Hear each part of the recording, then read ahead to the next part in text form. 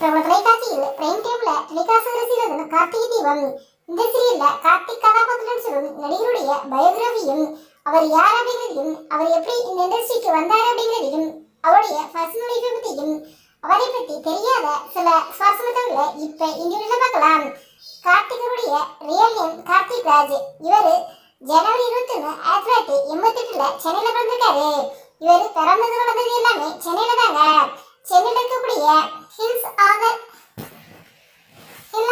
Matriculation ஸ்கூல்ல தான் தன்னுடைய ஸ்கூல் ஸ்டடீஸை கம்ப்ளீட் பண்ணியிருக்காரு. அதன் பிறகு டிப்ளமோ விசுவல் கம்யூனிகேஷன் முடிச்சிருக்காங்க.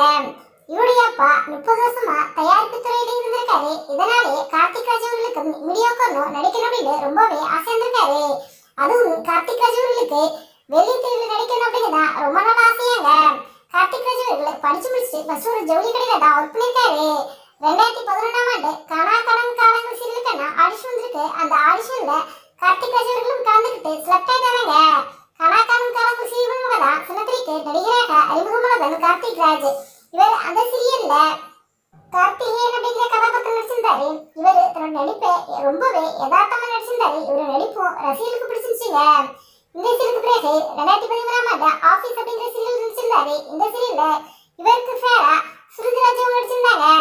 இப்படி சீரியல்ல நடிச்சிட்டு இருக்கும்போது 2014ஆம் ஆண்டு ரியாலிட்டி ஷோலையும் கலந்துக்கிற வாய்ப்பு கார்த்திக் ராஜ் அவர்களுக்கு கிடைச்சிருக்குது. ஆமாங்க, ஜோடி நம்பர் 1ல நான்சி ஜெனிஃபர் சேர்ந்து ஒரு டான்ஸ் ஆடினாரு. ஆனா அந்த நிகழ்ச்சியில பாதியிலே வெளியேற்றப்பட்டாரு. அதுக்கு பிறகு 2017ஆம் ஆண்டு 465 4 பேருக்கு நல்லதில்ல எதுவும் தப்பில்லை அப்படிங்கிற ஒரு சில திரைப்படங்களை நடிக்கிற வாய்ப்பு கார்த்திக் ராஜ் அவர்களுக்கு கிடைச்சிச்சு. ஆனா இந்த திரைப்படங்கள்லாம் அவ்வளவு தூரம் வரவேற்பு கிடைக்கல அப்படின்னு சொல்லணும்.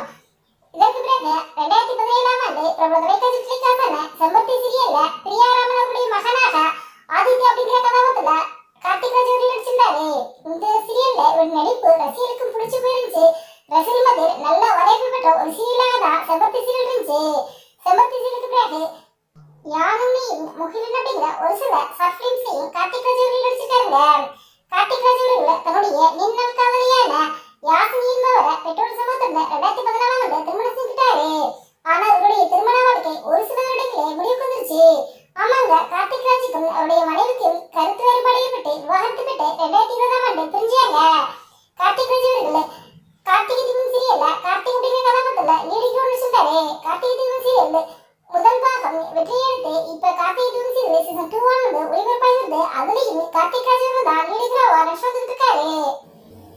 கார்த்திகை தீபம் சீரியல் சீசன் 2ல கார்த்திக் ராஜ் அவர்கள் அவருடைய மாமா வீட்டுல டிரைவரா ஒர்க் பண்ணிக்கிட்டு இருக்காரு. எதிர்பாராததாக அவருடைய மாமா பொண்ணு ரேவதிய திருமணம் செஞ்சுக்கிறாரு. இப்ப கார்த்திகை தீபம் சீரியல் விறுவிறுப்பா போயிட்டு இருக்குது. ரசிகர்கள் மத்தியில் நல்ல வரவேற்பை கிடைச்சிருக்கு அப்படின்னு தான் சொல்லணும்.